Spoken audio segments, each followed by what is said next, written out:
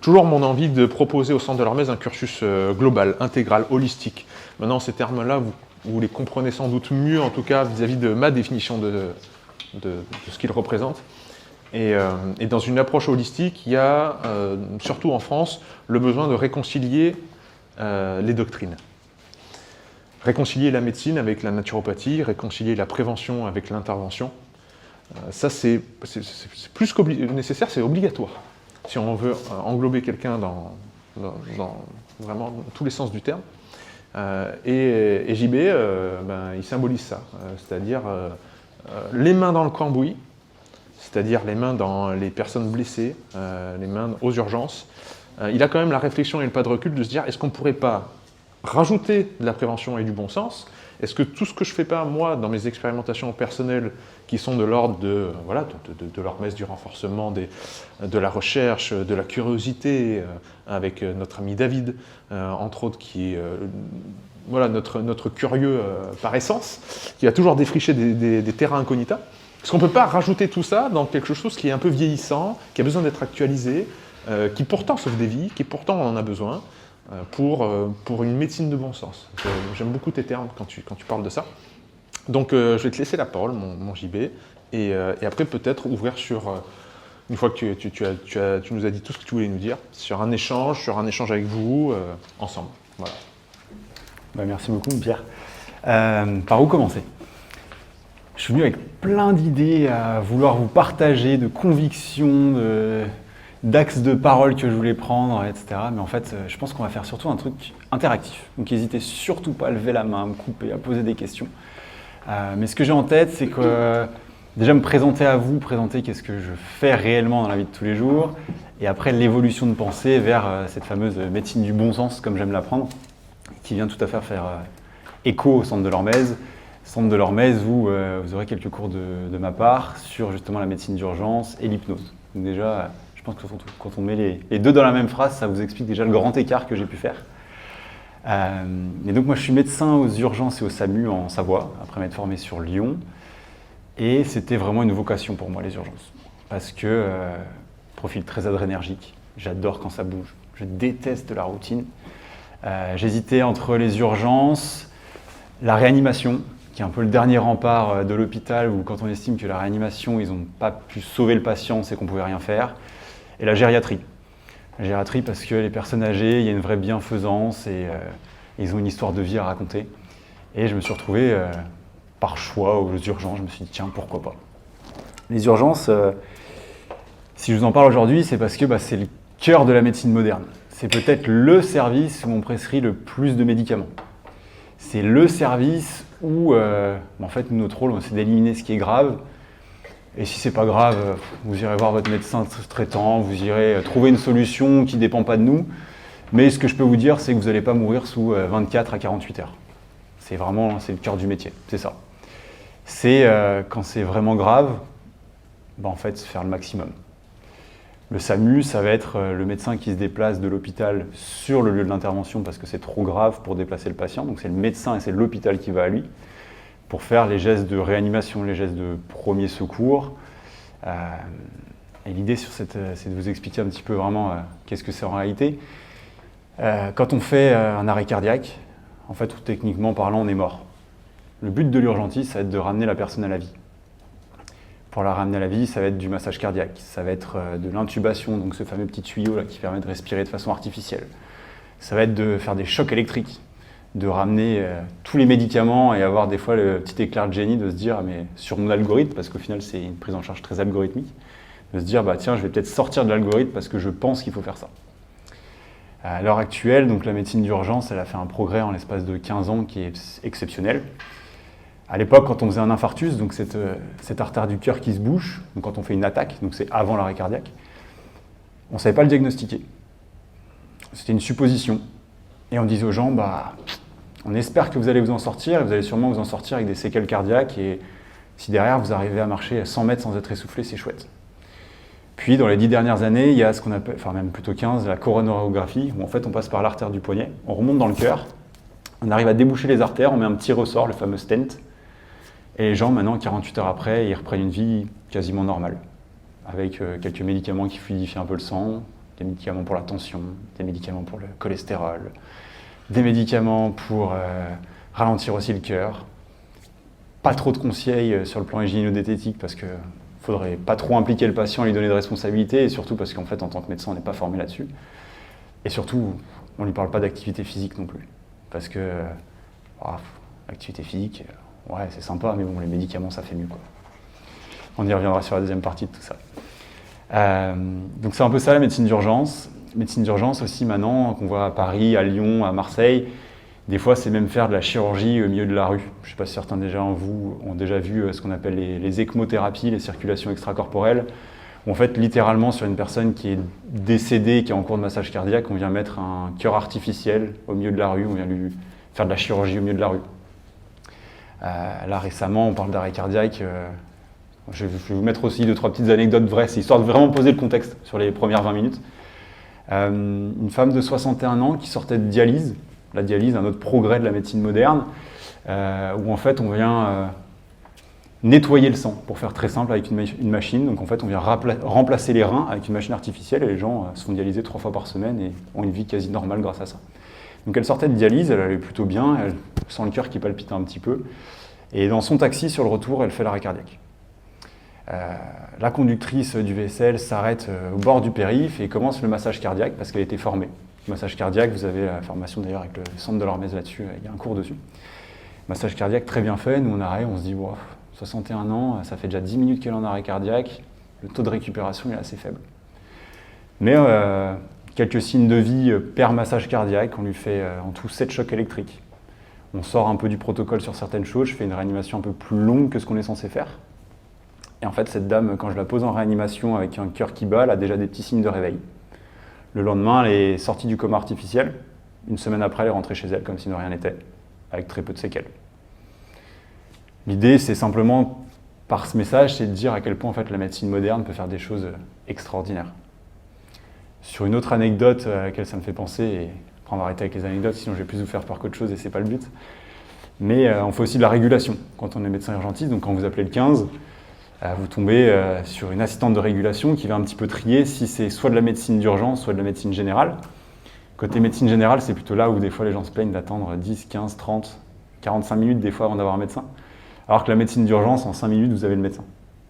Et bah c'est suspicion d'accouchement chez une jeune femme, on n'arrive pas trop à comprendre ce qui se passe. Mon collègue à l'appel, il dit non mais là je pense que c'est pas urgent, on envoie juste une ambulance. Les ambulanciers sur place nous appellent et on me passe l'appel en me disant écoute, c'est pas toi qui l'as régulé, mais là, il faut que tu prennes l'appel parce que l'ambulancier me dit il y a les jambes qui sortent. Je prends l'ambulancier, je lui dis alors les accouchements, pour ceux qui ne connaissent pas, généralement c'est la tête qui sort en premier. Je lui dis attends, tu me dis qu'il y a les jambes qui sortent? Il dit ouais, il y a les jambes, il y a les jambes. Super progrès du monde actuel, possibilité de faire la visio. De régulation, sur votre portable, on vous envoie un petit SMS, vous cliquez sur le lien, ça active la caméra de votre téléphone et moi je vois à travers votre téléphone. Incroyable la médecine moderne. Là j'ai un ambulancier très sympa qui me dit si, regarde. Et je vois une dame debout avec 2 petits pieds qui sortent.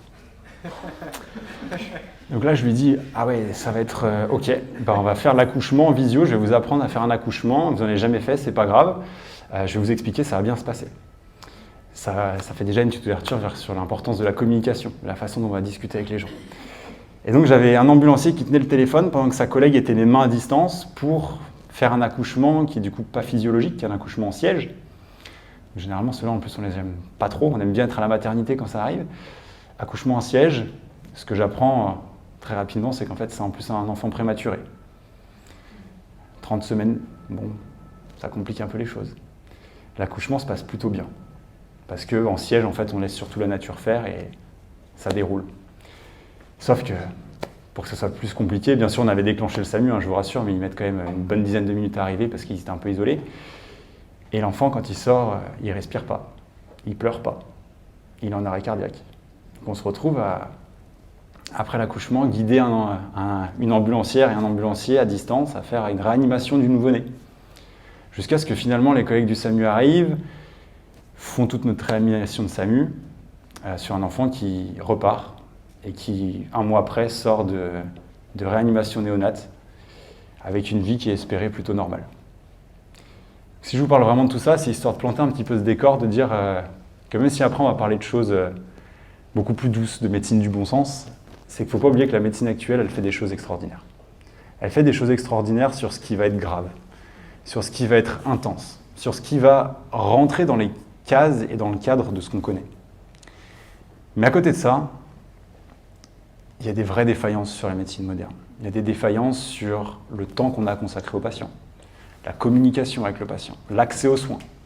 Sur le fait que, quand on était plus jeune, on nous apprenait, les enfants, ils ont de la fièvre, ils ont 38, 39, des fois 40. On leur donnait un Doliprane, tu restes à la maison, tu regardes un peu la télé, et puis ça ira mieux dans 3 jours, quoi. Maintenant, on est tellement plus du tout éduqué à la santé que des fois, aux urgences pédiatriques, on voit des gens arriver, et l'enfant a 38,2, il court de partout. Mais vous comprenez, la voisine, il avait 38,2, il a fait l'appendicite, alors je préférais venir aux urgences et attendre 5 heures pour être sûr vraiment qu'il n'ait rien. Donc tout ça, ça m'a amené un petit peu à réfléchir et à repenser aussi à la façon dont je pouvais exercer la médecine. À me rendre compte que tous ces gens qui venaient aux urgences et qui avaient une biologie normale, qui a mal au ventre depuis quelques jours, biologie normale, bon, on va vous faire une échographie, l'échographie est normale. Donc qu'est-ce qu'on m'a appris à faire? C'est donner un antalgique, un antidouleur, et dire, bah, vous verrez, mais je sais que c'est pas grave. Que globalement, vous n'allez pas mourir dans les 48 premières heures, mais je leur donnais pas de réponse. Et puis, vous venez parce que vous avez, je sais pas, vous êtes cogné, vous avez mal au pied, je fais une radio, c'est pas cassé, mais du coup, ça va guérir tout seul. Et en fait, il y a tout un pan de la médecine moderne où en fait, on vient la déléguer. Et ça fait le lien du coup avec le centre de l'Hormèse, parce qu'en fait, toute cette partie qui est déléguée, c'est toute cette partie où on a tous un intérêt d'éducation, d'accompagnement.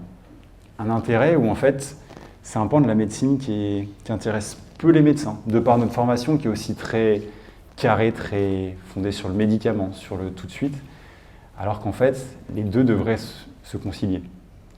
Moi, même à l'heure actuelle, quand aux urgences, je prescris à des patients qui ont mal au dos d'aller voir un ostéo, j'ai des collègues qui me regardent avec les grands yeux qui me disent « Tu prescris de l'ostéo à tes patients ?» Et on parle d'ostéopathie, donc je vous laisse imaginer quand on commence à parler d'huile essentielle, d'hypnose, de naturopathie, d'activité physique.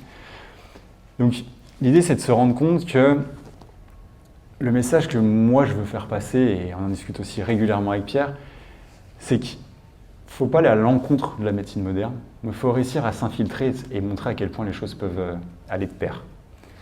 Aller de pair, tout à l'heure on parlait des infarctus et de l'activité physique. En fait, quand on creuse un petit peu la littérature scientifique, le Cardégix, ce médicament qui fluidifie un peu le sang, il a le même grade de recommandation que l'activité physique sur quelqu'un qui a fait un arrêt cardiaque. J'ai fait 6 mois de soins intensifs cardiologiques, je n'ai jamais prescrit une seule fois de l'activité physique, parce que nous, on ne nous apprend pas ça. Et donc, l'idée, c'est de se dire comment changer les mœurs. Comment changer les mœurs, c'est revenir à ce bon sens. Ce bon sens sur lequel, là, quand c'est très grave, quand il y a besoin, par exemple, de chimiothérapie dans certains cancers, la médecine moderne est peut-être la réponse. Mais pour autant, ça devrait aller main dans la main avec l'activité physique, avec de la naturopathie pour les petits maux, justement, qui sont en lien avec cette chimiothérapie. Ça va être du bain froid, simplement. Les gens qui font de la radiothérapie, ce qui peut donner des inconforts, des fois même ils ont l'impression de chauffer de l'intérieur. En fait, être capable de les conseiller et de leur dire « mais peut-être allez vous mettre dans une rivière ». De se dire que ce que vous allez apprendre sur le centre de l'Hormèse, sur cette école de la vie, comme je dis souvent à Pierre, c'est que c'est l'école pour les grands. Oui, j'ai pas inventé, hein. J'aurais dit ce matin. C'est vrai ? C'est lui qui le dit. Cette école de la vie, vous allez avoir des connaissances qui sont des fois presque trop poussées dans certains domaines. Il y a des choses qui vont vous intéresser, d'autres qui vont moins vous intéresser. Mais justement, ça va vous permettre de toucher à tout, de vous dire « Ah mais ça je connais, ou je connais peut-être un tel de ma promo qui s'y est intéressé, peut-être qu'on peut en discuter ensemble. » C'est vraiment de venir créer ce réseau aussi. Ce réseau où le but, c'est de vous enseigner à réfléchir par vous-même. Et là-dessus, vous avez quelqu'un qui est un maître penseur, ou encore régulièrement, des fois, on pense avoir une idée, et il pousse tellement avec ces questions le pourquoi. Mais est-ce que tu as vu ça sous ce prisme ? De venir changer ce paradigme de réflexion. Et pour finir un petit peu sur cette beaucoup trop longue introduction, et après l'idée, c'est de faire de l'échange. Vous imaginez la formation de médecin urgentiste sur 10 ans, très carré, très dans le soin, dans le tout de suite. Et j'avais déjà entendu parler d'hypnose. L'hypnose, ça m'intriguait un peu, mais c'était surtout du fake, c'était des acteurs. Et puis, le côté médical que j'avais entendu, c'était surtout des hystériques en fait. Pour faire ce qui se passait, les gens étaient forcément hystériques, à la limite de la psychiatrie, et ça n'avait pas d'intérêt. La chance des urgences, c'est comme dit Pierre, c'est qu'on a les mains dans le cambouis et du coup, il y a 2-3 urgentistes qui parlaient un petit peu d'hypnose, qu'ils avaient réussi à soulager un patient avec un peu d'hypnose. Je me suis dit, ouais, ça peut m'intéresser. J'étais sur la fin de mes études de médecine, donc il y a à peu près un peu plus de 5 ans. Je me suis retrouvé à un spectacle d'hypnose. Super. Je me dis, on va aller voir, c'était même pas prévu. Et le fameux test des doigts qui collent. D'ailleurs, je vous l'apprends dans la formation à comment le faire. Je me retrouve sur scène et je me dis, c'est génial. Comme ça, je vais pouvoir enfin me faire un vrai avis sur est-ce que ça marche, est-ce que ça marche pas. Des choses qui ont super bien marché. On m'a mis entre 2 tréteaux, droit comme une barre de fer et 100 kilos qui me montent dessus. On voit sur la vidéo, je bouge pas du tout, quoi. Je me dis, ouais, je peux être sportif, je peux être gainé, mais là, j'ai l'impression vraiment de porter une bouteille d'eau, quoi. Et donc, ça m'a interloqué, je suis allé me former en hypnose. Et en me disant, si un jour j'arrive à endormir quelqu'un en hypnose, c'est incroyable. Et en fait, je me suis découvert une passion et ça a pété tout mon aquarium de formation médicale. Je me suis dit, mais attends, le pouvoir de l'esprit là-dessus, et à quel point le discours intérieur, à quel point dans la vie, tout est une question de suggestion. La façon dont vous allez aborder votre journée, dont vous allez aborder quelqu'un que vous ne connaissez pas, la façon dont vous allez aborder un patient, les mots que vous allez pouvoir employer avec votre patient. Maintenant, je me bats avec mes infirmières, qu'ils arrêtent de dire aux gens, n'ayez pas peur. De changer et de dire, mais rassurez-vous. Ne bougez pas, restez immobile. Et ça, c'est applicable, mais sur tout notre langage. Et donc, l'hypnose est devenue à part entière de ma pratique, que ce soit en tant que médecin urgentiste ou au SAMU, que ce soit pour rassurer un patient, pour les gestes douloureux. Maintenant, toutes les luxations d'épaule, je les fais uniquement sous hypnose. Ça prend 3 fois moins de temps, il n'y a pas de médicaments. C'est beaucoup plus confortable pour les gens. Je fais des spectacles d'hypnose, je fais des conférences où j'enseigne ce que j'ai pu apprendre notamment au contact des Nakama, au centre de l'Hormèse, sur justement cette médecine du bon sens où je parle nutrition sans rentrer dans les dogmes, d'activité physique, comment c'est la pilule magique selon moi du 21e siècle. Et après on finit toujours par un bon 45 minutes d'hypnose pour montrer que peut-être simplement en quelques secondes on peut faire rentrer quelqu'un dans un état de transe hypnotique, à quel point l'esprit humain en fait est plein de ressources et finalement pour conclure de dire qu'en fait à quel point on ne sait rien. On ne sait rien, d'avoir l'humilité de se dire que, pour citer quelqu'un, il faut que j'arrête de le citer parce que sinon il va prendre la grosse tête, mais que plus on sait des choses, moins on en sait en fait. Que plus on en apprend, moins on en sait. Et c'est un peu ça aussi, je dirais, le centre de l'Hormèse, si je devais le résumer, c'est quelque chose qui va vous chambouler, qui va casser vos aquariums. Avec des gens qui initialement très terre à terre comme moi, donc comme je vous disais, sur une formation de médecine d'urgence où je vous fais les gestes qui sauvent, donc globalement il y a 6 modules dedans, on va dire, sur ce qui me semble essentiel à apprendre, sur démystifier certaines choses, et à côté un grand écart où je vous apprends à faire un peu d'hypnose de spectacle, et c'est filmé justement sur un des stages présentiels où certains en 3 fois 2 heures ont réussi à créer leur première transe hypnotique sur certains d'entre eux et leur première suggestion. Voilà, c'est des choses qui peuvent être aussi intéressantes à faire des fois en famille ou à même intégrer dans le soin. J'en parlais avec notre cher Julien Lepage, Julius, qui vous fait la réflexo. Où lui, maintenant, il a intégré aussi un peu d'hypnose avec certains de ses patients. Pendant qu'il est en train de faire la réflexo, il vient utiliser ce petit outil en plus, quoi. Donc voilà un petit peu les promesses de tout ça et cette longue introduction. Je suis très très motivé si on arrive à se faire des questions-réponses, des choses comme ça. Et lancer la discussion aussi avec Pierre par rapport à tout ça, parce que ça a permis de planter un petit peu le décor sur le grand écart possible, quoi. Grand merci, mon JB, magnifique, merci beaucoup. J'ai vraiment aimé que tu repartes du terrain, que tu nous racontes aussi ces anecdotes qui sont pas seulement des anecdotes, qui replacent aussi notre relation à la douleur, à la mort. Aussi capable de parler d'anecdotes d'enfants, etc. Moi, j'avais commencé à avoir les larmes aux yeux qui montaient, étant papa depuis pas longtemps, parce que se projette différemment, et toi tu dois te projeter aussi différemment maintenant. C'est très impactant de savoir qu'il y a des gens qui côtoient ça tous les jours. Donc ça enrichit évidemment le message. Avoir JB parmi nous, c'est pas seulement pour dire « vous avez vu, il y a un médecin », c'est pas seulement dire ça. C'est vraiment une réflexion profonde qu'on se permet d'avoir en questionnant des termes. Santé, maladie. La dernière fois qu'on a fait un podcast, on a dit... Justement, j'ai challengé quelque chose qui pour moi est fondamental, c'est la lutte contre le cancer, par exemple. Pourquoi ces termes-là? Pourquoi? Parce qu'à partir du moment où on s'embraye sur cette voie-là, on définit tout le prisme après par lequel on va voir les choses. J'en parlais avec Axel à midi par rapport à Jean Piaget, qui est sans doute la personne qui a le plus étudié le comportement psychologique de l'enfant. Et dans un petit livre, justement, où il parle des représentations du monde par l'enfant, il a une introduction où il dit à quel point c'est difficile de faire des études comme ça avec les enfants. Et toute l'introduction est sur la méthodologie des études. Et il dit, voilà, par exemple, vous dites à un enfant, qu'est-ce qui fait avancer le soleil ? Si vous lui dites ça, d'ores et déjà, vous l'influencez. Parce que ça veut dire que le soleil, c'est pas quelqu'un, et il y a une force extérieure qui le fait avancer. Lui, peut-être qu'il se disait que le soleil, c'était quelqu'un. Hein, c'était quelqu'un dans le ciel qui éclairait. Donc vous l'influencez. Et donc, par rapport à l'hypnose, c'est vraiment ça, c'est dire, mais quel mot j'utilise ? Ma sémantique, et les élèves du centre pourront vous le témoigner, c'est pas un combat, mais c'est quelque chose qui est en filigrane dans tout le cursus de questionnez-vous sur les termes. Tout le temps, les termes que vous utilisez, parce que vous vous hypnotisez vous-même. Vous vous mettez dans une forme de positionnement dans un être au monde, un prisme, votre posture, votre vision des choses, qui va être formaté. Et comment on fait pour briser, quand tu dis le bocal, pour réfléchir en dehors de la boîte, pour sortir de tout ça? C'est vraiment un travail quotidien, un effort, de faire un pas de côté. Bon. Question. Ouverture. Je peux faire circuler le micro si vous avez des questions pour Jean-Baptiste. Yes. Oui, il y en a deux. Je t'en prie. Bien collé. Ouais. Déjà, merci pour la présentation. Super intéressant. Et j'embraye j'étais curieux parce que tu as dit que médecin urgentiste c'était une vocation. Le côté urgentiste, tu l'as justifié, mais médecin, finalement, c'était évident. Mais pourquoi la médecine ?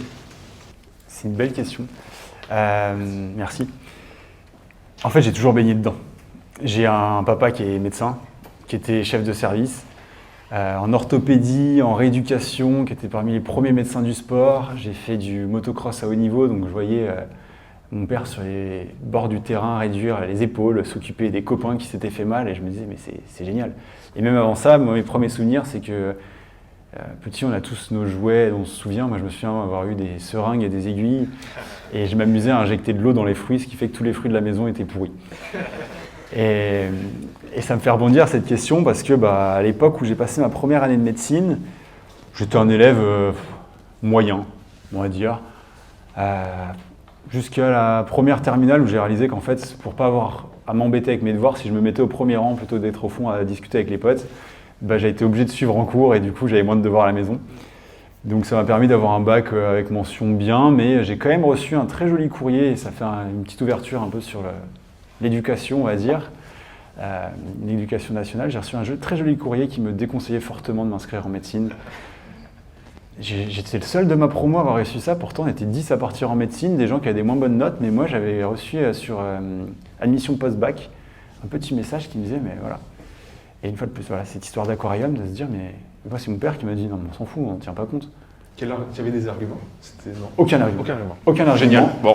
J'en avais parlé avec ma prof principale qui m'a dit ouais c'est bizarre mais c'est vrai que vous savez médecine c'est compliqué, faut y aller quoi. Je me suis dit mais ok.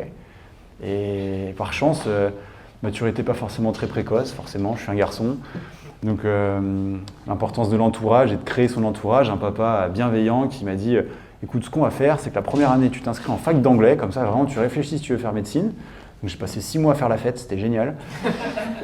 Et après, si tu veux faire médecine, tu feras médecine. Donc j'ai fait ma première année, où du coup à Grenoble, on était 2000, ils en prenaient 170. J'ai échoué la première année de 60 places, avec des horaires pas possibles. Je sais que Pierre vous a parlé un petit peu d'entrepreneuriat aussi ce matin. Je crois qu'il y a David aussi qui intervient sur une partie. Dans le cursus, oui. C'est ça, ouais, c'est ça. Sur justement cette importance aussi d'organiser son temps. Je bossais entre 12 et 14 heures par jour. Ça n'avait vraiment pas de sens. C'était humainement pas intéressant. Et du coup, à la fin de cette année, j'étais tellement lessivé que j'ai dit à mon père, écoute, en fait, je suis pas sûr de vouloir faire médecine, quoi. Donc il m'a poussé en me disant que la médecine, ça allait m'ouvrir vers le monde. C'était la conscientisation, on en parlait avec Romain et Florian à midi, la conscientisation du soi, de se rassurer sur en fait tous ces symptômes où on va se dire c'est grave, est-ce que je dois m'inquiéter, ou à l'inverse de se dire c'est pas grave. Pierre parlait de la paternité, est-ce que madame va avoir, enfin madame, on va avoir, mais c'est surtout elle qui fait tout le travail, un enfant en avril, et on parlait justement aussi de des choses moins fun auxquelles je peux être confronté, comme la mort du nourrisson, toutes ces choses-là où on n'explique pas toujours. Et elle a eu des paroles qui m'ont vraiment touché, c'est de se dire, mais en fait, si JB ne peut pas le sauver, je sais que ça ne devrait pas arriver. De se dire aussi que socialement, on nous apprend que la grossesse, on n'en parle pas avant le premier trimestre. Pourquoi ? Parce qu'en fait, on sait qu'il y a généralement 30% de fausses couches. Mais la fausse couche, il ne faut pas oublier que c'est quelque chose qui est souvent naturel. C'est une anomalie génétique, c'est en fait un embryon qui n'aurait pas pu se développer ou qui n'était pas assez accroché. Et que c'est simplement la nature. La médecine, ça ouvre aussi en fait à tout ça, de se dire, nous on en a parlé dès 24 heures, de se dire, on est conscient qu'il y a un risque de fausse couche, mais pourquoi se priver de ce bonheur ? Quand j'ai rejoint Lena Kama pour l'enterrement de vie de garçon de David, qui était un enterrement, je vous rassure, uniquement sportif, vous vous doutez, ma compagne m'a dit, essaye de ne pas leur dire tout de suite. J'ai tenu, je pense, 1 heure ou 2, à cause de Pierre qui me regarde, qui me dit, on parlait de Marcus, il me dit, et toi, c'est pour quand ? Elle a grosse banane. En fait, ça c'est un souvenir de vie, d'amitié que j'aurai toute ma vie. Alors que si je m'étais bridé à me dire, oh non, il ne faut surtout pas en parler, je serais passé à côté de ça. Donc une réponse très longue pour dire que la médecine, j'ai toujours baigné dedans, et que du coup, après, ça m'a orienté vers tout ça. Et je vais peut-être embrayer aussi sur cet aspect de conscientisation de la santé, c'est très égocentrique ce que je fais, je parle beaucoup de moi, de se dire, c'est aussi l'ouverture vers la réflexion, d'être capable, et c'est aussi ce qu'apporte le centre de l'Hormèse, de réfléchir par soi-même.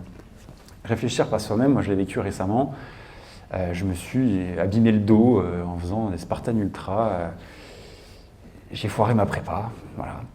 Et ça faisait 6 mois que j'avais mal au dos. Donc en bon médecin, j'ai d'abord pris mes anti-inflammatoires, ça calmait plus ou moins, ça rentrait pas dans l'ordre, c'est mon IRM qui expliquait pas grand chose, donc fait du kiné, un premier kiné.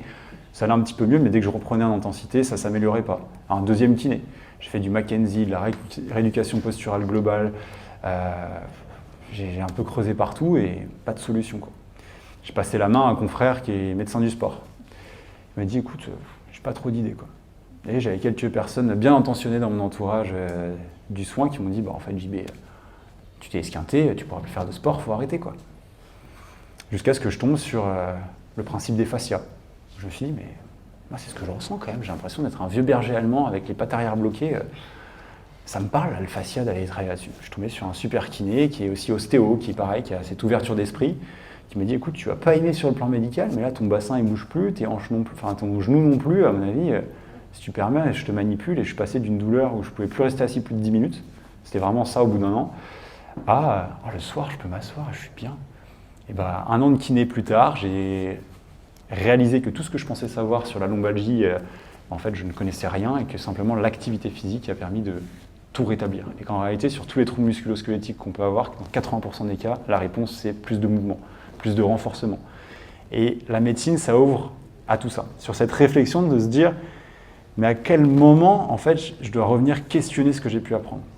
Et avec Pierre, on est en train de discuter ces derniers temps, peut-être de rajouter un module de médecine plus complet dans le centre de l'Hormèse, pour justement, en fait, vous transmettre, c'est un peu cet algorithme de l'urgentisme, parce que nous, mon travail, c'est une grande partie d'algorithme, qui permettrait justement d'ouvrir cette réflexion et d'être capable de se dire, ok, je suis allé voir mon médecin, il m'a conseillé ça, qu'est-ce que je prends, qu'est-ce que je laisse, et d'apprendre à réfléchir par soi-même. Merci beaucoup. Je vais tendre le micro, je sais qu'il y a Jalil avant. Mais tu as soulevé des choses qui sont essentielles, je pense que vous les avez aussi comprises, c'est que face à la réalité, le fait d'être collé au réel, à ce qui advient, de choses qui ne sont habituellement cachées, les choix sont beaucoup plus clairs.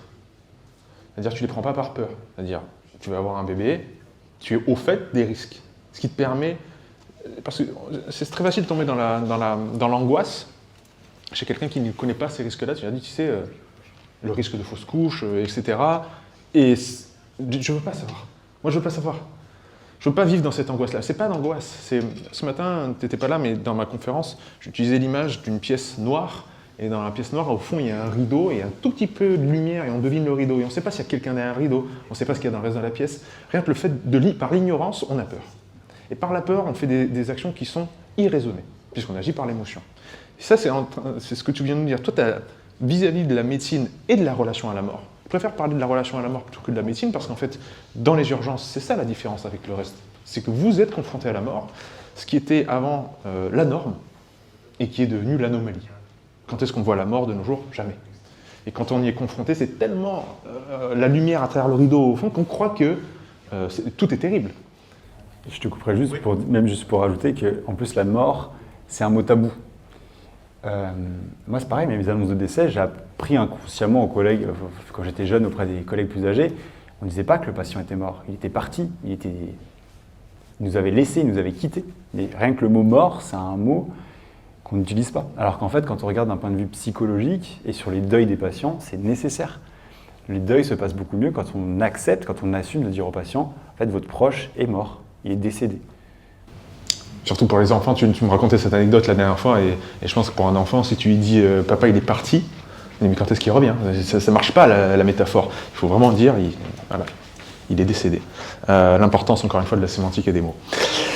Bon Jalil, je te passe le micro. Merci Jean-Baptiste. Franchement, c'est magnifique comme témoignage ce que tu nous livres. Je prends le micro parce que j'ai une question à propos de l'hypnose. Personnellement, j'ai déjà essayé de nombreuses reprises. Et quand je dis de nombreuses reprises, c'est peut-être plusieurs hypnothérapeutes. Et avec chacun un peu plus d'une séance. Et pour l'un d'entre eux, même une grosse dizaine de séances. Et au final, moi personnellement, j'ai jamais réussi à rentrer, le thérapeute en question n'a jamais réussi à me faire rentrer en hypnose. Et la question que je vais te poser, c'est: as-tu rencontré au cours de ta pratique des personnes pour qui finalement, peut-être sont-elles tellement en contrôle qu'elles ne se laissent pas hypnotiser?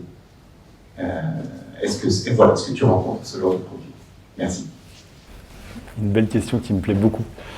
On est jusqu'à quelle heure, mon Pierre, à toi? Encore une demi-heure. Ok, ça me va. Je vous expliquerai pourquoi cette réflexion. Mais je vais surtout déjà essayer de répondre à la question correctement. Alors en fait, l'hypnose, il faut savoir que ça n'a rien de magique. D'accord? C'est pas un don, tout le monde peut apprendre à faire l'hypnose, c'est comme la chanson. Par contre, tout le monde ne sera pas forcément bon chanteur. Il y en a, ils vont se cantonner à chanter dans la douche et ça sera mieux comme ça. Mais l'hypnose, tout le monde peut apprendre les bases. L'hypnose, c'est un état naturel de conscience modifié. Moi, j'adore proposer aux gens d'imaginer un grand panier. Et dans ce panier, vous allez mettre l'hypnose, la sophrologie, la méditation, ou n'importe quel autre état de conscience modifié. Et c'est simplement la porte d'entrée qui va changer. L'hypnose, tu soulignais déjà, se lâcher prise. En fait, l'hypnose, pour que ça fonctionne, il faut se concentrer sur la personne. Donc déjà, il faut adhérer et avoir une confiance en cette personne, en son timbre de voix aussi, son approche. Ça va être imaginé, et ça, généralement, on y arrive encore plutôt bien. Mais nous, les adultes, c'est très difficile, c'est le lâcher prise. C'est d'apprendre à, en fait, le lâcher prise, des fois, c'est juste simplement accepter de ne rien faire. On n'avait jamais reparlé avec Pierre depuis, mais depuis ma pratique a beaucoup évolué sur l'hypnose. Au stage d'ailleurs, qu'on avait fait ensemble, le soir, on avait fait une petite séance d'hypnose ensemble, et dans ce qui en ressortait entre Pierre et Steve, c'était que cet état d'hypnose, c'était ni plus ni moins que ce que tu vivais en méditation, où tu étais dans cet état de relaxation, et presque avec une certaine frustration de ne pas découvrir cet état d'hypnose où on a l'impression que c'est quelque chose d'incroyable. Donc en fait, tout ça pour dire qu'on est tous réceptifs à l'hypnose, et tous on le connaît plusieurs fois dans la journée. Ça nous est tous arrivé de lire une page, et arrivé au bas de page, on ne sait même plus de quoi parler de la première. Ça nous est tous arrivé de monter dans la voiture, de mettre la ceinture de sécurité, de démarrer et pas se poser de questions. Et partir du point A au point B et même pas se souvenir du trajet. On est dans cet état de méditation, dans cette hypnose. Donc pour te répondre, en fait, après c'est une question de moment, de personne, de capacité à se laisser aller. Et en hypnose, après, c'est au praticien de trouver la stratégie. La stratégie, parce que des fois, en fait, ça se trouve, toi, ta vision de l'hypnose, c'est celle plutôt à la Mesmer, celle de spectacle, où les gens tombent, où les gens vraiment rentrent dans des états très profonds. Peut-être qu'à l'inverse, ta vision de l'hypnose, ça va être quelque chose de beaucoup plus doux. Ça va peut-être être plus proche de la méditation. Et peut-être qu'en fait, simplement, ce lâcher-prise que tu n'arrives pas à avoir, il faut peut-être venir essayer de le contourner, passer par ailleurs. Par ailleurs, moi, j'aime beaucoup passer par des exercices de respiration. Tout ce qui va être respiration un peu holotropique, les choses comme ça, où en fait, naturellement et physiologiquement, parce qu'il y a des modifications sanguines quand on fait ça, ça va venir perturber tout ça. Donc, c'est pas une panacée. Ça ne peut pas guérir tout le monde, et c'est surtout pas le message, mais il y a des gens qui sont plus ou moins sensibles. Je dirais qu'il y a 30% des gens qui sont très réceptifs à l'hypnose. C'est ceux que généralement on garde sur les spectacles. 30% qui vont être parfaits pour de la thérapie, etc. Et peut-être 20-30% restants où bah, du coup, ça va être peut-être pas ce qui leur convient. Ça va peut-être pas forcément être dans leurs attentes. Et peut-être qu'il y aura d'autres choses plus intéressantes ou qu'à l'inverse, ils vont pas se rendre compte que le cheminement se fait autrement. Il y a des gens, quand ils rentrent en transe hypnotique, c'est très impressionnant. Il y a les paupières qui papillonnent, donc ça, c'est des trucs qu'on ne peut pas faire semblant. C'est les rapid eye movement, comme sur le sommeil paradoxal, qui s'écroulent au sol. On voit les visages qui changent, etc. Ils sont beaucoup plus cireux. Et il y en a d'autres, ils n'ont pas l'impression qu'il s'est passé grand-chose, que par rapport à un exercice de visualisation, c'était ni plus ni moins. Donc, tout ça pour dire que peut-être, en fait, simplement, l'hypnose est soit ne correspondait peut-être pas à ce que toi, tu avais comme vision de l'hypnose ou ce que tu attendais, ou à l'inverse, que simplement cette approche de l'hypnose ne te convient pas. Mais alors pour revenir à toi, Ouais. et pas à moi, j'ai pris mon exemple personnel. Ah non, mais ça me va très bien, au contraire. Donc pour revenir à toi, la question était plutôt, as-tu rencontré dans ta pratique des gens pour qui c'était finalement quasi impossible, ou tu arrives toujours à finalement contrôler, à trouver un chemin? Ça serait mentir que de dire que je rencontre pas des gens où c'est impossible. Et ça, complètement. Après, moi, j'ai la chance où je fais peu de thérapie faute de temps. Moi, quand je fais beaucoup d'hypnose, c'est sur les urgences et le SAMU. Et je vous garantis tous que si vous avez extrêmement mal quelque part et que je vous dis « grattez-vous l'oreille, ça va vous soulager », vous n'avez rien à perdre que d'essayer. Donc du coup, en fait, on a beaucoup plus de gens qui sont aussi réceptifs. Mais c'est aussi un jeu, et j'emploie volontairement le mot « jeu ». Moi, j'ai retrouvé du sens aux soins depuis que je fais de l'hypnose avec mes patients. Parce que je me suis retrouvé à faire des choses où j'aurais jamais pensé faire ça en tant que médecin. Faire une vanne à un patient alors qu'on est en train de découper la voiture autour de lui, parce qu'il a eu un accident de la route, j'aurais jamais pensé, du haut de mes 34 ans, lui faire une vanne en disant « Ah bah dis donc monsieur… Voilà, c'est des choses qui sont des fois incongrues, mais des fois c'est nécessaire. Parce qu'en fait, tu viens chercher le patient là où il ne t'attend pas. Et à l'inverse, des fois, de se dire que des fois, l'hypnose, c'est très simple. Je pense à un exemple où une fois… sur un accident de montagne, j'ai passé 20 minutes à parler de chaussures de randonnée avec la personne. Parce que des fois, l'hypnose thérapeutique, qui m'arrive des fois un petit peu de critiquer parce que ça ne correspond pas forcément à ma vision et à mon tempérament, fermer les yeux. Imaginez la montagne et le soleil et les petits flocons. Ça, souvent les gens, en plus, qui plus est, quand ils sont très stressés, très angoissés, ils doivent venir et dire « Non mais arrêtez avec votre truc, ça me saoule ». Je dis « Mais monsieur, là, vos chaussures, c'est quoi comme marque? Parce que moi, il faut que j'en achète des nouvelles ». On a passé 20 minutes à parler de la taille des crampons, la couleur des lacets, le type de chaussures, le type de mousse. Je lui dis, ouais, moi j'y connais rien, j'ai jamais fait de course à pied, ce qui est bien sûr faux. Mais on m'a parlé de pronation, mais c'est quoi la pronation, etc. Et en fait, je l'ai tellement hyper focalisé sur quelque chose que votre cerveau n'est pas capable de faire plusieurs choses en même temps. Ce qui fait que nous, en attendant, on a fait tout ce qu'on avait à faire. Et le patient, à un moment, on discute. Je dis, vous avez vu où on est? On est dans l'ambulance. Ah ouais, ah bah, j'ai même pas vu. Et en fait, c'est ça aussi. On l'aborde aussi un petit peu dans le centre de l'Hormèse, et encore ça c'est une mise à jour qu'on pourrait faire, c'est de se dire en fait à quel point voilà, le cerveau est capable de ça. Donc on découvre des gens, on a des gens qu'on n'arrive pas à capter sur l'hypnose, et comme je dis souvent en fait, est-ce qu'on est vraiment obligé d'appeler ça de l'hypnose? Quand je fais de la pédiatrie avec un enfant qui a mal, est-ce que ce que font mes collègues pour certains, c'est on veut que le patient, l'enfant soit sur le brancard, parce que c'est plus facile pour l'examiner. Et du coup l'enfant il veut pas, il a peur, donc il pleure. Et donc les parents sont anxieux. Et du coup, tu passes une demi-heure à essayer juste de mettre l'enfant sur le brancard pour voir la plaie qu'il a au front. Maintenant, je m'assois par terre. Je joue avec l'enfant par terre. Je me mets en deep squat. Et des fois, même les parents se retrouvent à s'asseoir par terre avec moi et on fait toute la consultation juste dans un coin du box. L'enfant, il est trop content parce qu'il a l'impression de s'amuser. Est-ce que c'est de l'hypnose? Franchement, je ne suis pas sûr. Hein. C'est du bon sens. C'est de remettre du jeu. C'est de sortir en fait de la case. Génial, génial. Donc, ça va. Nickel. Merci beaucoup pour votre partage. Il faut me tutoyer. Hein. J'avais une question. Avec le centre de l'Hormèse, j'ai l'impression qu'on parle beaucoup de prévention, d'accompagnement, dans le but justement d'éviter ce que tu traites au quotidien, à savoir les urgences, à savoir un peu le bout du chemin où la personne elle arrive blessée, abîmée, et généralement à cause peut-être d'années de mauvaise nutrition, d'absence de sport. Comment est-ce que, s'il n'y a pas une forme finalement d'impuissance pour toi quand tu vois le patient comme ça dans cet état alors que tu as un peu la solution au fond de toi, est-ce que dans la médecine d'urgence, il y a un sens au regard de tout ce que tu dis à propos du sport, etc. Enfin, je sais pas si c'est très très clair, mais comment tu arrives à gérer tout ça? Si je dois faire ma réponse la plus honnête possible, j'ai de plus en plus de mal.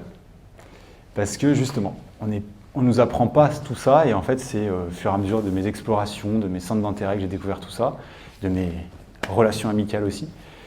Et ça devient très difficile. Ça devient très difficile parce que où tu mets les œillères et tu dis non mais je distingue vraiment les deux, et où en fait de plus en plus tu te dis mais je vais reprendre le principe de la douleur abdominale parce que c'est le truc le plus simple, mais de se dire en fait cette patiente qui a biologie normale, examens normaux, en fait elle a peut-être juste besoin qu'on parle de stress, qu'on parle d'alimentation, qu'on parle de microbiote, qu'on parle peut-être de sommeil, d'activité physique. Et ce temps, on l'a pas.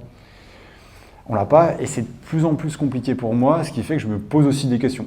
J'ai diminué en partie mon temps à l'hôpital, maintenant je suis plus qu'à 70%, pour avoir plus de temps pour faire de la conférence, pour réfléchir à faire des modules justement pour donner les clés aux gens, pour pourquoi pas faire de la consultation, même s'il faut, quitte à se mettre l'ordre à dos, c'est pas grave, mais faire de la consultation justement d'accès médecine préventive, où justement ça aurait du sens de se dire, en tant que médecin, on fait un état des lieux, et derrière, je sais vers qui vous orienter. Là, récemment, j'envoie des patients à ce bon Julius sur le plan nutrition, parce que moi, j'ai pas le temps pour les suivre, mais j'ai toute confiance en lui, et on a déjà suffisamment parlé, et du coup, voilà. Donc, pour répondre, j'aurais envie de dire que c'est assez difficile, parce qu'en effet, tu vois les gens dans un moment X, ou à l'inverse, quand c'est trop tard, que tu as envie de pouvoir leur dire, vos traitements après l'infarctus, surtout, prenez-les. Mais peut-être que dans un an, on pourrait diminuer l'ordonnance par 2. Mais que personne ne vous en a parlé. Personne ne vous a dit qu'en fait, c'est l'activité physique qui va permettre de baisser aussi votre tension, donc d'avoir moins de médicaments pour la tension. Et qu'en fait, les statines qui font quand même très débat, on se rend compte qu'après 50 prises de statines, on a gagné 15 jours d'espérance de vie. De se dire que peut-être on peut aussi dézoomer et que pour certains patients qui sont contre les statines ou qui n'aiment pas les médicaments, ou qui à l'inverse ne les tolèrent pas, de leur dire on va peut-être arrêter de les culpabiliser. Donc ça devient de plus en plus difficile. Et c'est là la source de mon questionnement de ces derniers mois sur comment réussir à soit lier tout en même temps, ou soit faire des choix. Mais faire des choix, si je me présente aujourd'hui devant vous et que j'accepte de parler de tout ça, c'est parce que j'estime, comme disait Pierre, c'est que j'ai les mains dans le cambouis. Et que si on n'a plus les mains dans le cambouis, malheureusement, je trouve que le message n'est pas le même. Parce qu'on n'est plus confronté. C'est facile, hein. Si je faisais que de la médecine préventive en consulte, etc., et de l'hypnose, et moi je réduis tous les problèmes, etc., mais je ne me rends pas compte des problématiques du quotidien, une partie du message, pour moi, il est plutôt erroné, quoi.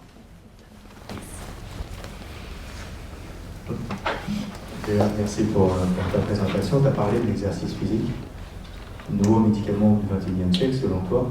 Quelle est déjà la place que ça a pour toi? Parce que j'en suis même sûr que la médecine d'urgence, c'est stressant. Tu ne dors pas toujours 8 heures par jour. Voilà. Je pense que l'exercice physique, c'est un garde-fou et ça permet de garder un certain véhicule en forme. Comment tu l'utilises pour toi, pour tenir comme médecin urgentiste, mais aussi comment tu arrives à des fois, quand même, juste la question d'avant, le prescrire aux autres, mais juste leur suggérer quand on voit quelqu'un qui est persuadé que c'est ça dont il a besoin, comment tu arrives à l'implémenter peut-être dans l'urgence, mais au moins essayer de donner une graine. Merci pour la question. L'activité physique, c'est vrai que c'est le garde-fou.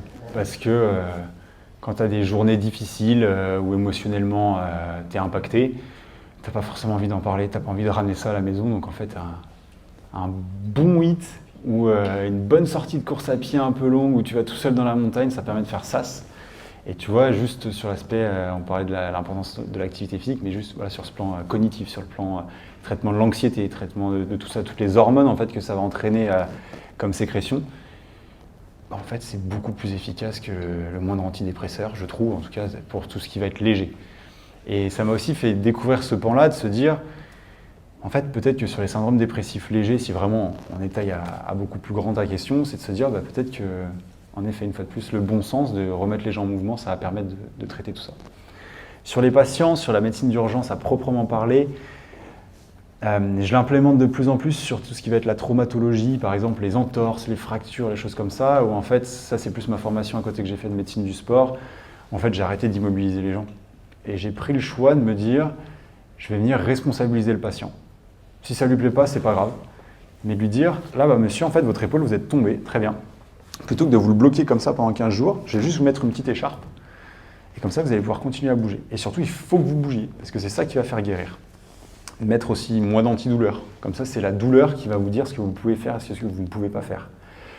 Ça va être sur sinon les patients qui sont très essoufflés au moindre effort, leur dire, là, sur le plan cardiaque, quand je vous fais l'échographie, il n'y a rien de particulier. Vous avez vu le pneumologue, c'est plutôt rassurant. En fait, vous êtes peut-être juste déconditionné sur le plan physique. Donc, allez faire de l'activité physique adaptée. Activité physique adaptée, globalement, c'est de la préparation physique adaptée sur du patient. C'est une spécialité de soins qui est sous-cotée.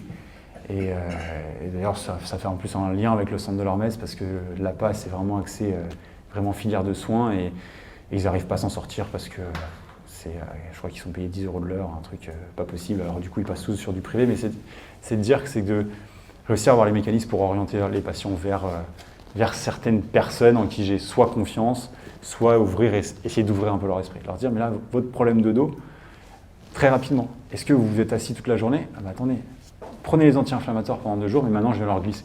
Je vais leur mettre des fois sur le bas de l'ordonnance, de dire, pensez à bouger régulièrement, à vous remettre en mouvement, quoi.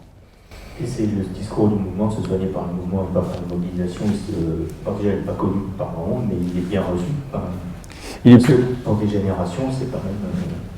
Alors en fait, c'est ça. Et pour rajouter un peu de complexité, c'est qu'il y a mouvement et mouvement. Il y a remettre du mouvement sur quelqu'un qui ne bouge pas assez, mais dans un cadre qui est sécure. Ça veut dire lui dire, essayez de remarcher un petit peu tous les jours et de marcher plus et de marcher toutes les 90 minutes. Mais sur certaines pathologies, en fait, ce mouvement, tu vas vouloir venir le corriger. Parce que s'il reste dans un pattern qui est néfaste pour lui et qui a créé la pathologie, tu viens venir l'aggraver. La difficulté, elle est là. D'où l'importance aussi de s'entourer de certaines personnes en qui tu vas pouvoir orienter ou avoir du feedback. Mais pour répondre sur comment c'est apprécié par les gens, ils sont plutôt très heureux. Parce que c'est au même titre que le médecin qui accepte de dire, et moi ça je m'en cache pas, de dire je sais pas. Pas beaucoup de médecins qui acceptent de dire je sais pas. Moi les gens, je leur dis ce que je sais, c'est que sur le plan de l'urgence, il ne va rien vous arriver, mais je ne sais pas ce que vous avez. Et le mouvement, c'est un peu pareil des fois, leur dire, là, je peux vous mettre des médicaments, mais en fait, sinon, il y a une alternative que je peux vous proposer et je viens un peu les responsabiliser. Ça fait un écho qui a un lien un peu indirect dans ma tête, mais au bouton de fièvre, l'herpès. On prescrit du valacyclovir. C'est des médicaments qui marchent plutôt pas mal, c'est des antiviraux. En surdosage, c'est pas très bon pour les reins. 80% de la population fait de l'herpès, seulement 20% l'expriment généralement. En fait, je me suis rendu compte que le titri, l'huile essentielle de titri, ça marche beaucoup mieux. Moi, quand je fais de l'herpès, je ne mets plus que ça. Donc les premières fois où tu en prescris à des patients, tu hésites un peu et en fait, tu te rends compte, tu te dis, mais mettez ça. Si vous voulez, je peux vous mettre le médicament, ça vous rassure. Si vous préférez ça, il n'y a pas de souci. Mais il y a une alternative. Et si ça ne marche pas, au bout de 48 heures, si ça ne va pas, vous pouvez le prendre. Donc en fait, c'est de venir, la façon dont je l'aborde, c'est leur dire, je vous propose une alternative. Et ça revient aussi dans la relation de confiance que tu arrives à créer avec le patient. Le contact, d'être sur ces, des fois, consultations un peu courtes, de lui dire, vous êtes cogné l'orteil, vous inquiétez pas, c'est pas grave, mais surtout continuez de marcher, parce que c'est ça qui va faire que vous allez guérir plus vite. J'ai vu que tu avais levé la main. Juste pour la continuité de ça. Merci. Terminer rapidement là-dessus parce que, évidemment, ça doit vous faire penser sans doute à des choses qu'on s'est dit ce matin. Parce que là, en fait, c'est pas rien ce que tu nous livres, Jean-Baptiste. C'est justement l'ouverture de la médecine, l'ouverture des dogmes, que j'appelle de tous mes voeux. C'est-à-dire, un dogme, peu importe, la naturopathie, la médecine, etc., est nécessairement faux, obligatoirement, parce qu'on n'englobe pas la réalité dans un dogme. Mais c'est souvent utile, ce genre d'outil. Et la médecine est utile, sauf si elle devient un dogme fermé. Si c'est quelque chose d'ouvert, c'est possible. Ça m'a fait penser, en fait, ce que tu racontais, sur le fait de responsabiliser les patients, non pas en se mettant derrière eux et en leur disant « vous l'avez fait, votre exercice, du lundi soir que je vous avais dit ?» Non, c'est pas ça, c'est que tu proposes l'alternative, tu la fais exister par la proposition. Parce que le médecin a un pouvoir, surtout en France, très élevé, et il est écouté. Tant que les choses ne sont pas dites pour les patients, ils ne vont même pas les considérer. Comme disait Einstein, la théorie on ne peut voir que ce que la théorie permet de voir. C'est-à-dire vous êtes dans un carcan qui est tel quel, vous ne voyez même pas passer devant vous les opportunités. C'est comme ça aussi, l'hypnose c'est pareil. Et on l'a tous vécu à notre échelle. Vous avez, je sais pas moi, vous achetez une voiture rouge, vous avez l'impression de voir des voitures rouges partout. Vous avez des enfants, vous verrez des poussettes partout. Moi je vois des poussettes et des enfants partout. Et avant je ne les voyais pas. Quand on change sa vision des choses, tout change autour de nous. Si on fait émerger et naître une possibilité, une voie autre pour la médecine par exemple, tout d'un coup, c'est plus que la responsabilité, c'est un nouveau monde qui s'ouvre. Ido Portal, c'est une figure dont je parle souvent dans les cours du Centre de l'Hermès parce que c'est vraiment quelqu'un qui m'a beaucoup impacté au niveau mental, intellectuel, après avoir fait sa formation à Lisbonne, qui parle uniquement de mouvement. Quand il parle de mouvement avec un grand M, il parle surtout de la vie. Et lui, il a voulu aller voir dans les tribus autochtones, les peuples premiers, relativement intouchés, comment ça se passait en fait, le mouvement. Quelqu'un qui vit, un sauvage, comme on pourrait dire, au sens complet du terme, avec la nature. Comment il court, comment est son corps, vraiment il s'intéresse à l'anatomie, au mouvement, etc. Il a pris des claques dans toute la figure. Pourtant c'est l'expert numéro 1 mondial du mouvement, mais là, plein de croyances encore qui sont tombées. Notamment, les accidents. Il tombe sur un gars, dans la tribu, il voit sa colonne vertébrale qui fait un Z, tu vois. Donc il va le voir, il dit « t'as pas mal ?» Tu vois, spine, tu vois, douleur, tout, pain, il ne connaissait pas ce mot-là, mais il savait dire douleur et il pointait le dos, tu vois. Donc il y avait un interprète, et le gars, il ne savait pas quoi répondre, parce que pour lui, c'était hors cadre. Il ne savait pas la douleur, le dos, quel rapport. Moi, je bouge. En fait, le gars était tombé, il avait fait une chute de 5 mètres, et il est tombé dans le feu, il était brûlé en plus. Donc le dos, la colonne vertébrale en vrac, pas de médecin, pas d'urgence, rien, que le mouvement. Et le gars, il vivait normalement, il ne se plaignait pas d'aucune douleur. Il courait, ok, il était en Z, d'accord, mais il n'y avait pas de problème pour lui. Il continuait sa vie.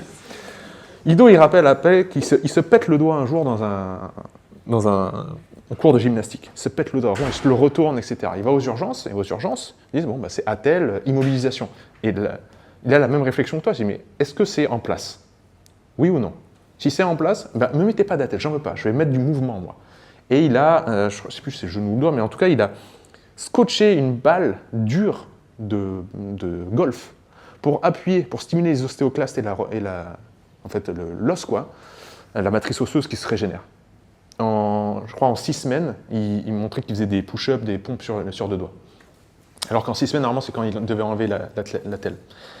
Et sa réflexion, c'était pas les médecins, ils comprennent rien, ils ont complètement tort. La réflexion, c'était on ne le propose pas au patient, parce qu'on ne pense vraiment pas qu'il va justement avoir la patience de le faire et de faire le mouvement tous les jours. Donc on ne le propose pas. Comme on ne le propose pas, ça n'existe pas dans le monde intellectuel, mental. Et là, pour moi, on a fermé de manière rédhibitoire cette notion de responsabilité. C'est rideau. Voilà.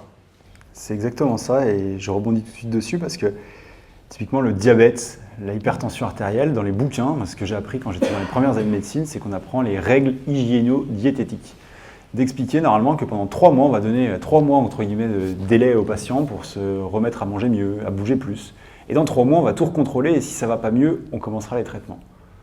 Ça ne se fait jamais. Ça ne se fait jamais parce que les médecins sont résignés, que les patients veulent la pilule magique du tout de suite maintenant, ils ne veulent pas s'investir non plus.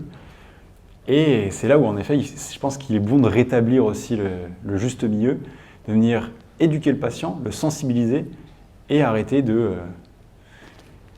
en tant que médecin, de se dire « Ok, c'est pas grave s'il ne l'entend pas, mais au moins j'ai fait mon devoir d'information. » Et par rapport au mouvement et aux attelles, etc., c'est comme tu dis très justement, c'est de ne pas oublier que la fonction crée l'organe. C'est comme tout. C'est le deep squat qu'on a perdu parce qu'on est assis sur des chaises toute la journée. Alors que quand on voit des enfants jouer, ils sont toute la journée en deep squat et on se dit mais comment il fait ça? En fait, c'est en travaillant, on le récupère et une fois de plus, la fonction crée l'organe, quoi. Merci.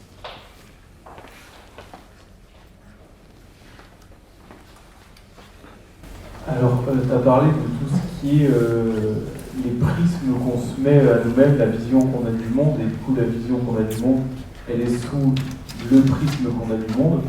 Et du coup,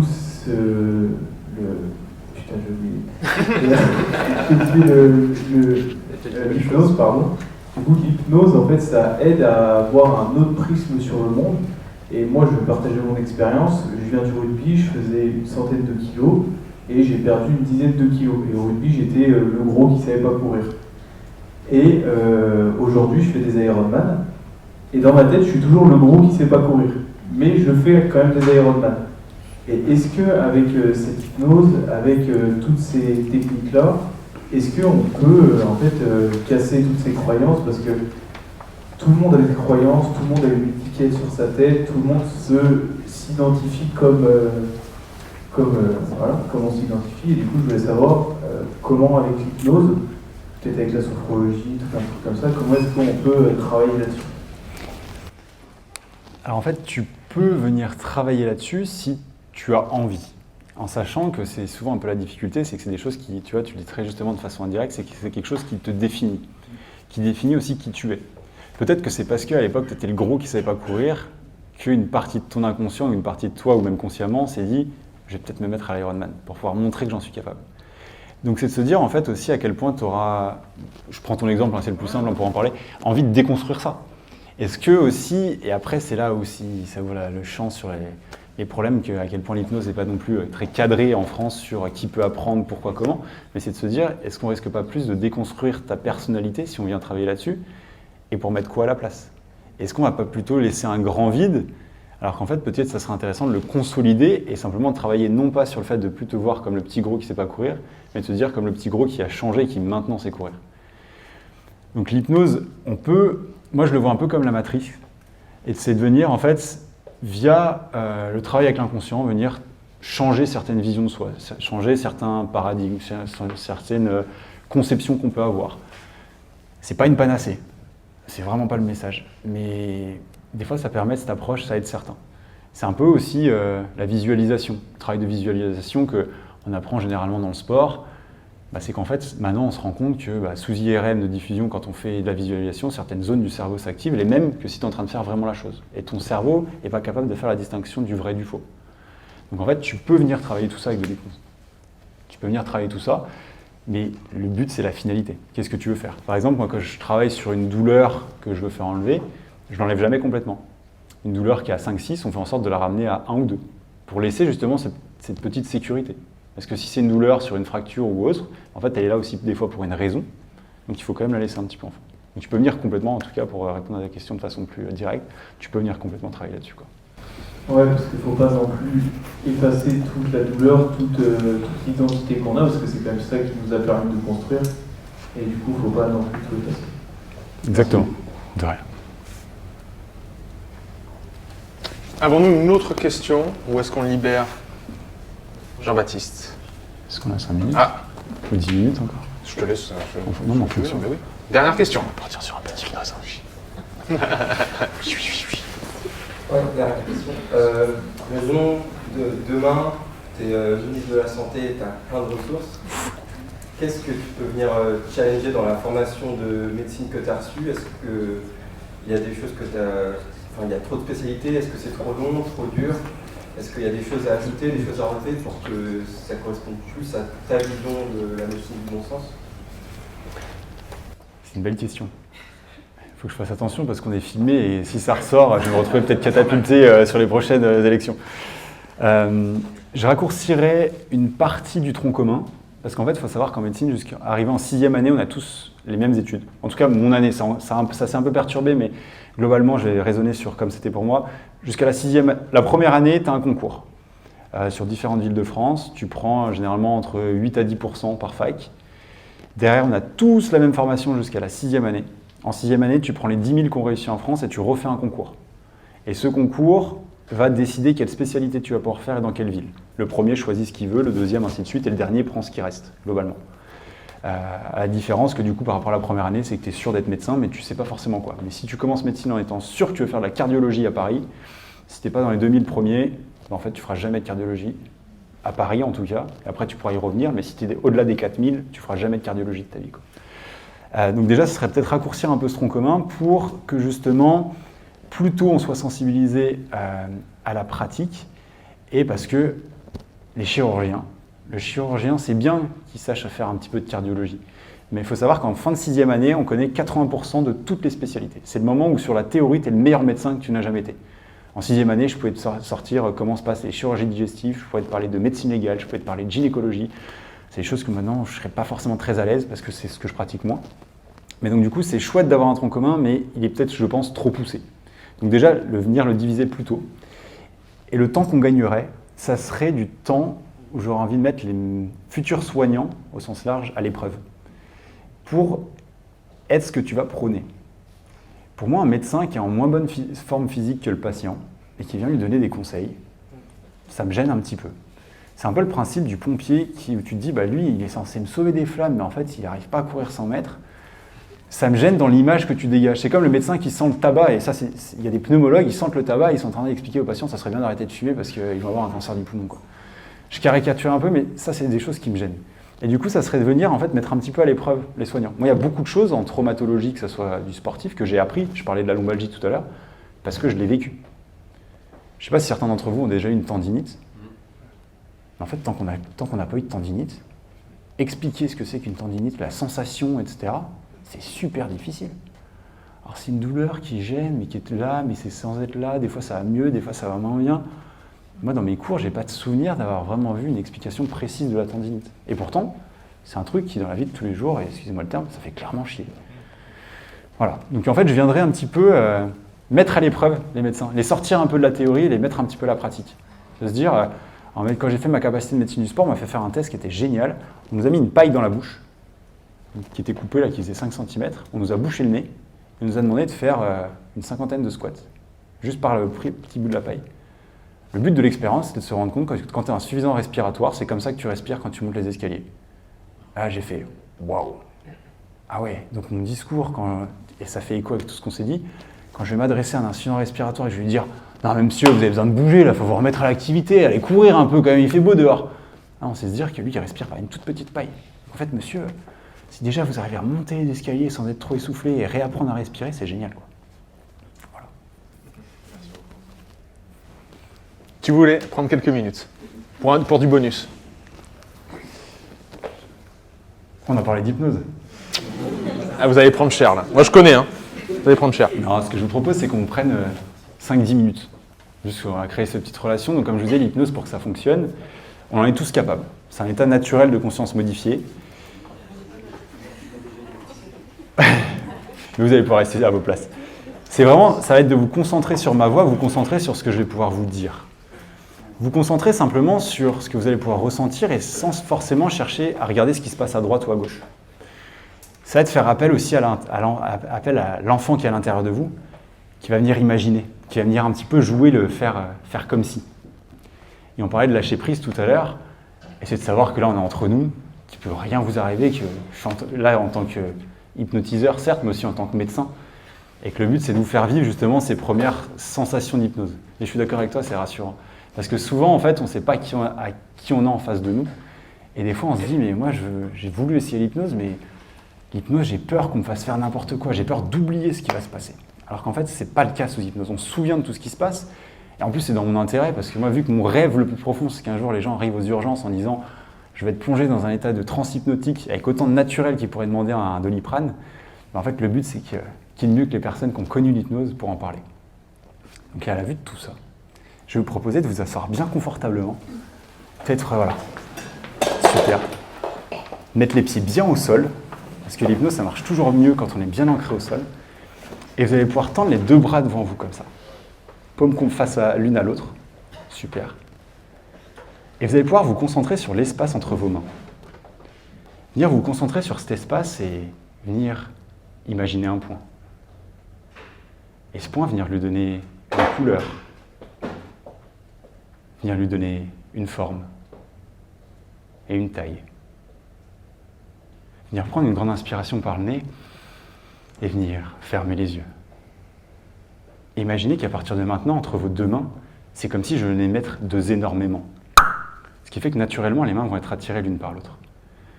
La polarité des aimants est tellement forte que les mains commenceraient à se rapprocher beaucoup plus. 2 fois plus à partir de maintenant. Pour certains, il y a déjà les mains qui commencent à se toucher, qui s'effleurent. Pour d'autres, on peut imaginer que je viens de pousser très fort sur vos mains, ou comme un étau que je viendrai resserrer de plus en plus, de mieux en mieux. Et les mains continuent de se rapprocher 10 fois plus vite. Continue de se rapprocher. Encore et encore. Ouais. Je vous invite tous à juste ouvrir les yeux pour regarder où se trouvent vos mains. Vous allez pouvoir baisser les mains et peut-être que certains ont ressenti comme s'il y avait vraiment des aimants qui attiraient les mains. Comme s'il y avait comme un petit courant, comme une sensation d'énergie entre les mains. En fait, vous avez vu, je n'étais pas dans votre tête, mais pour autant, il se passe quand même des choses. En fait, c'est ni plus ni moins que ça, l'hypnose. Et histoire vraiment de vous montrer ce que vous allez aussi apprendre dans les cours, vous allez pouvoir venir serrer les mains comme ça devant vous et venir écarter comme ça, pour que les mains soient vraiment devant votre visage. Parfait, je vais poser le micro. Venir vraiment croiser les mains, venir bien verrouiller les pouces, verrouiller les majeurs et venir appuyer tellement fort que vous allez venir chasser l'air entre vos mains. Super. Ouais, on vient bien chasser l'air. On va pouvoir sortir les index et on va les écarter de 2 à 3 cm et vous allez pouvoir regarder entre vos doigts ce même espace et avec les mêmes aimants, les doigts commencent à se rapprocher maintenant. Ils sont attirés l'un par l'autre, de plus en plus, de mieux en mieux. Comme s'ils étaient attirés, comme si je venais pousser sur vos doigts extrêmement fort à partir de maintenant. Ils sont attirés, c'est absolument indéniable. Ils se rapprochent de plus en plus, de mieux en mieux. Vous allez pouvoir fermer les yeux et les doigts sont attirés 100 fois plus vite. Les doigts se rapprochent de plus en plus, de mieux en mieux. Ils se touchent, ils s'effleurent. Et pour certains où les doigts continuent de se rapprocher, on va venir juste les aider, juste comme c'est bien. Et ce qu'on va faire, c'est qu'à 3, on va venir complètement coller vos doigts. Avec le 1, je vais vous appuyer très fort, les index les uns contre les autres. Appuyez très fort, comme si vous voulez faire fusionner vos doigts ensemble. Appuyez de toutes vos forces. Même si les doigts ne se touchent pas, c'est pas grave, vous pouvez les rapprocher et venir appuyer très fort. Encore plus fort, comme si votre vie en dépendait. De toutes vos forces, vous appuyez les index les uns contre les autres. Avec le 2, vous imaginez une colle indestructible, ou n'importe quelle autre chose qui peut faire que les doigts sont complètement collés, complètement soudés. Et avec le 3, quand je vais vous le dire, et uniquement quand je vais vous le dire, vous allez pouvoir essayer de décoller les doigts, et vous rendre compte que les doigts sont complètement collés, complètement soudés, que plus vous allez essayer de les décoller, plus les doigts seront collés entre eux. 3, essayer de les décoller, c'est parfaitement impossible. Plus vous forcez, plus les doigts sont collés, plus les doigts sont soudés, plus il est absolument impossible de les décoller. Vous allez pouvoir ouvrir les yeux, les doigts sont 10 fois plus collés maintenant. Impossible de les décoller. Les doigts sont soudés, les doigts sont collés, et c'est absolument impossible de les décoller. Bonne fin de journée. Merci, Julien. Vous allez pouvoir toucher votre nez, les doigts se décollent, pour ceux qui ont les doigts collés. L'idée sur ce petit exercice très très rapide, c'est de se rendre compte à quel point, en fait, le pouvoir des mots. Certains ont senti les mains qui se rapprochaient très bien, d'autres ont eu les doigts qui se rapprochaient extrêmement vite. Certains, et au fur et à mesure, on en perd en fonction de la réceptivité et de la capacité de lâcher prise, certains ont eu les doigts qui étaient collés par la suite. Après, on pourrait aller beaucoup plus loin, mais ça, c'est dans la suite de la formation. Merci JB. Merci pour votre attention.